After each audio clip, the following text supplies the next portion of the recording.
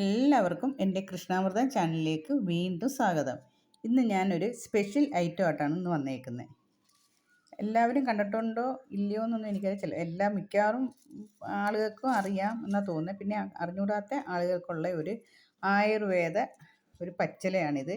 ഇത് മലതാങ്ങി എന്ന് പറയും. ഇത് കണ്ടേ പടന്ന് ഇങ്ങനെ കണ്ടില്ലേ, വള്ളി പോലെ പടന്ന് വേലിപ്പത്തലിലും ഇനി കൽപ്രദേശങ്ങളിലുമൊക്കെ പടന്ന് കിടക്കും. ഇത് ഞാൻ കൊല്ലത്തുനിന്ന് കൊണ്ടുവന്നതാണ്. എൻ്റെ അവിടെ ഇഷ്ടം പോലെ ഇത് ഉണ്ട്. അങ്ങനെ ഞാൻ കൊണ്ടുവന്നതാണ്.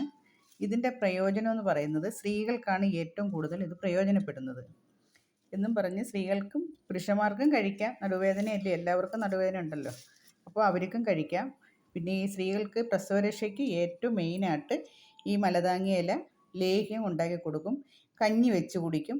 പിന്നെ അല്ലാതെ ഈ പച്ചയ്ക്ക് വാട്ടി നീരെടുത്ത് കുടിക്കും. അങ്ങനെ പല വിധത്തിലും ഈ മലതാങ്ങി നമുക്ക് പ്രയോജനപ്പെടുത്താം.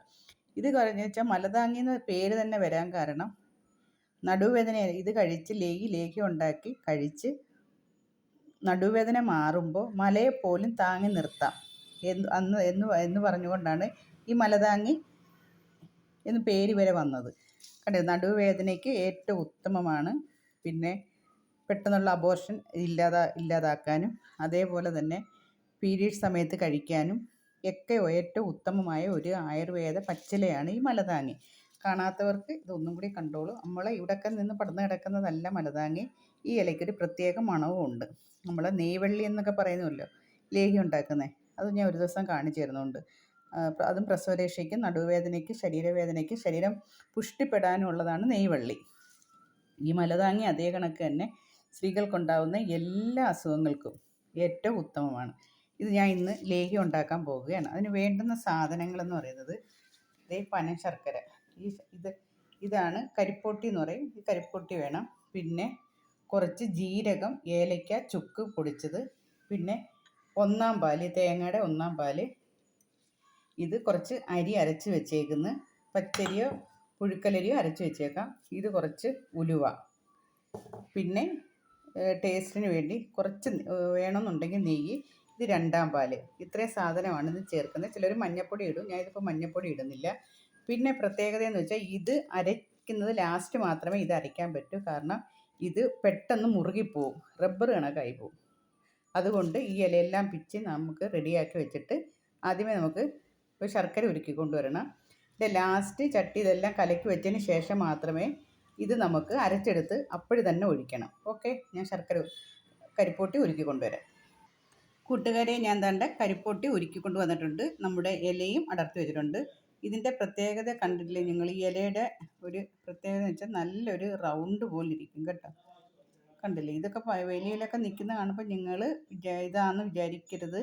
അറിയാവുന്നവരടുത്ത് ചോദിച്ചിട്ട് മാത്രമേ ഇത് കഴിക്കാൻ പാടുള്ളൂ കേട്ടോ. വെളിയിലൊക്കെ ഒരുപാട് ഈ സൈസൊക്കെ തന്നെ ഇങ്ങനെയൊക്കെ തോന്നും, പക്ഷെ ഇതൊന്നും അല്ല മലതാങ്ങി.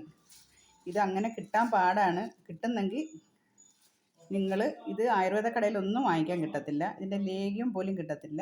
ഇത് ഉൾപ്രദേശങ്ങളിലും ചില സ്ഥലങ്ങളിലൊക്കെ ഇത് പിടിച്ചു കിടക്കും. ഇപ്പോൾ എൻ്റെ സ്ഥലം കൽപ്രദേശം അല്ലെങ്കിലും പക്ഷേ അവിടെ ഉണ്ട് ഇത് കേട്ടോ. ഇതാണ് മലതാങ്ങി. അതിന് വേണ്ടുന്ന സാധനങ്ങൾ ഒന്നും കൂടി ഞാൻ കാണിച്ചു തരാം. കരിപ്പൊട്ടി ഉരുക്കിയത്, ഏലയ്ക്ക, ചുക്ക്, ചെറിയ ജീരകം വറുത്ത് പൊടിച്ചത്, തേങ്ങയുടെ ഒന്നാം പാല്, കുറച്ച് പുഴുക്കലരി അരച്ചത്, അത് ഞാൻ നേരത്തേക്ക് അരച്ച് വെച്ചേക്കാണ്, കുറച്ച് ഉലുവ, പിന്നെ രണ്ടാം പാല്, പിന്നെ ടേസ്റ്റിന് വേണ്ടി കുറച്ച് നെയ്യ്, പിന്നെ കട്ടിയുള്ള നല്ലൊരു ചീനിച്ചട്ടി.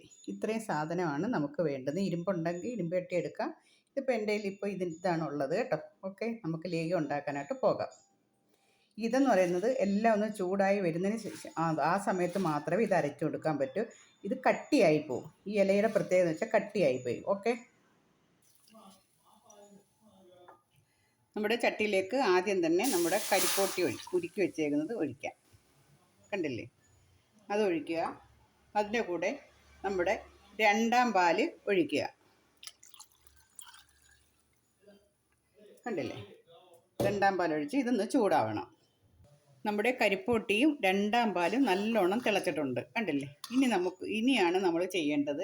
ഇത് മലതാങ്ങി ഇപ്പം പോയി അരച്ചുകൊണ്ട് വരണം. ഇങ്ങനെ തിളയ്ക്കുമ്പോൾ മാത്രം ആ സമയത്ത് മാത്രമേ മലതാങ്ങി അരച്ചുകൊണ്ട് വരാം. ഞാൻ പോയി അരച്ചുകൊണ്ട് വരാം. ഇതാണ്ടേ ഒരു ചെറിയ ഗ്ലാസ് വെള്ളം ഒഴിച്ച് നമുക്കിത് മഷി പോലെ അരച്ചുകൊണ്ട് വരാം.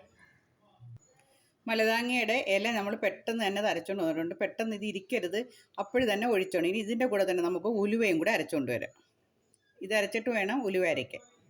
ഉലുവ തലേന്ന് തന്നെ ഇട്ട് കുതിർത്ത് വെച്ചേക്കാണ്. ഇതാ കണ്ടില്ലേ, ഇതും കൂടെ അരച്ചുകൊണ്ട് വരാം. നമ്മുടെ മലതാങ്ങി ഇലയും നമ്മുടെ ഉലുവയും കൂടെ അരച്ചത് ഇത് ചേർക്കാം. ഒരു തുള്ളി പോലും കളയരുത്. ഇത് നല്ലോണം വടിച്ച് ഒഴിക്കുക. ഒഴിച്ചിട്ടുണ്ട്. ഇനി നമുക്ക് അതിൻ്റെ കൂടെ തന്നെ നമ്മുടെ അരി അരച്ച് വെച്ചേക്കുന്നത്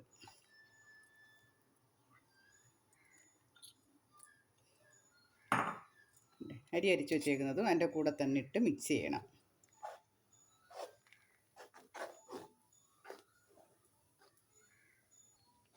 നല്ലോണം അടികട്ടിയുള്ളൊരു ചട്ടി തന്നെ വേണം കേട്ടോ. അതിനകത്ത് ഇത് ഉണ്ടാക്കാവൂ. സാധാരണ കട്ടിയില്ലാത്ത അലൂമിനിയം പാത്രത്തിൽ ഒന്നും ഉണ്ടാക്കരുത്. ഒന്നീ ചെമ്പിൻ്റെ ഉരുളിയോ അല്ലെങ്കിൽ നമ്മളെ അടികട്ടിയുള്ള ഈ അലുമിനിയത്തിൻ്റെ ആ ചട്ടിയോ, അല്ലെങ്കിൽ നമ്മളെ സാധാരണ നമ്മൾ അപ്പമൊക്കെ ചുടുന്നതിനൊക്കെയുള്ള ചട്ടിക്കകത്തോ ഈ ലേഹ്യം ഉണ്ടാക്കാവൂ. ഇത് നല്ല കുറുകി നല്ല വരും. അരിപ്പൊടി നല്ലോണം കലക്കി വേണം ഒഴിക്കാൻ. മാവ് കട്ടിയായിപ്പോവും. ഇത് ലാസ്റ്റ് മാത്രമേ, ഇതെല്ലാം കഴിഞ്ഞതിന് ശേഷം മാത്രമേ ഈ അരിപ്പൊടി കലക്കി ഒഴിക്കുക. അരിപ്പൊടി എന്ന് വെച്ചാൽ നമുക്ക് ഇഷ്ടമുള്ള പച്ചരിപ്പൊടി എടുക്കാം, അല്ലെങ്കിൽ നമുക്ക് നമ്മളെ ചാക്കരിപ്പൊടി കുതിർത്ത് വെച്ചെടുക്കാം കേട്ടോ. നല്ലോണം കുറുകി വരട്ടെ. ഇപ്പോൾ നമുക്ക് ചുക്കും ചെറിയ ജീരകവും ഏലക്കയും പൊടിച്ചത് ഇതിൻ്റെ കൂടെ ചേർക്കാം. വറുത്ത് പൊടിച്ചതാണ് കേട്ടോ. സ്പൂൺ നെയ്യ് ചേർക്കാം.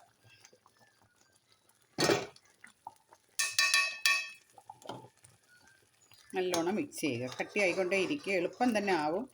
ഇത് സാധാരണ രാത്രിയിലൊക്കെ, എൻ്റെ വീട്ടിലൊക്കെ രാത്രിയിലാണ് ഇത് ഉണ്ടാക്കി വയ്ക്കുന്നത്. എൻ്റെ അമ്മയൊക്കെ രാത്രിയിലാണ് ഇത് ഉണ്ടാക്കി വയ്ക്കുന്നത്. ഉണ്ടാക്കിയിട്ട് രാവിലെ എടുത്ത് കഴിക്കുമ്പോൾ അലുവ പോലെ കട്ട് ചെയ്ത് നമുക്ക് തരും. ഇനി നമുക്ക് ഒന്നാം പാല് ചേർക്കാം. ഇതുവരെ ഒന്നാം പാല് ചേർത്തിട്ടില്ല. നല്ല കട്ടിയുള്ള പാല്, ഒന്നാം പാല്.